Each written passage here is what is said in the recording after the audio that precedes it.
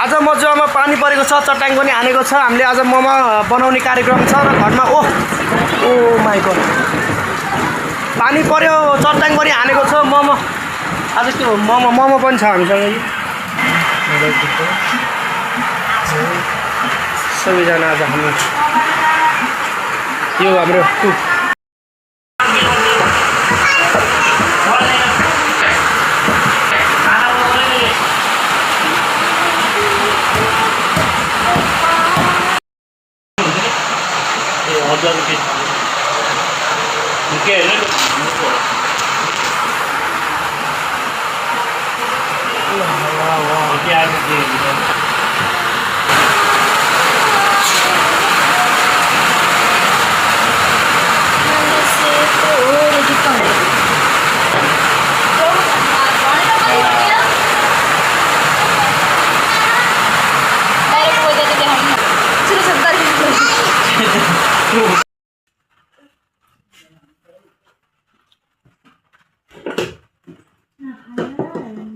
मोमो बनाउँदैछौँ। मेरो मोमो बनाउने मैले कला कहाँबाट सिकेर आएको अरे, सालु सखर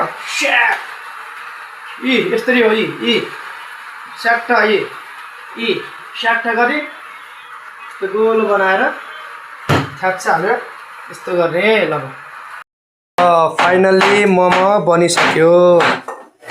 हाम्रो मोमो फेरि कुकरमा छ, यहाँ त्यहाँ पनि छ चटनी। अब हामी खानेछौँ, रमाउनेछौँ। तपाईँहरूले पनि कमेन्ट गर्नु होला आहा गरेर है त। ल आज छोरीले पनि, छोरोले पनि, भान्जीले पनि मोमोहरू खाइरहेछन्।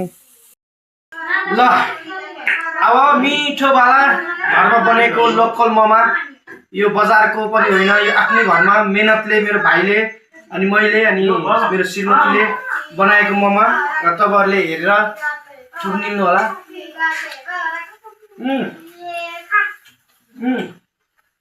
यो सुप पनि छ, सुपमा चाख्छु।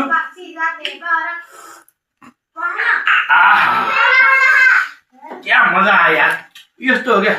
हामीले चाहिँ घरमा बनाएर सकेसम्म हामीले घरमा बनाएर नि त थुक नदिनु होला है तपाईँहरूले, बरु भन्नु म दिन्छु।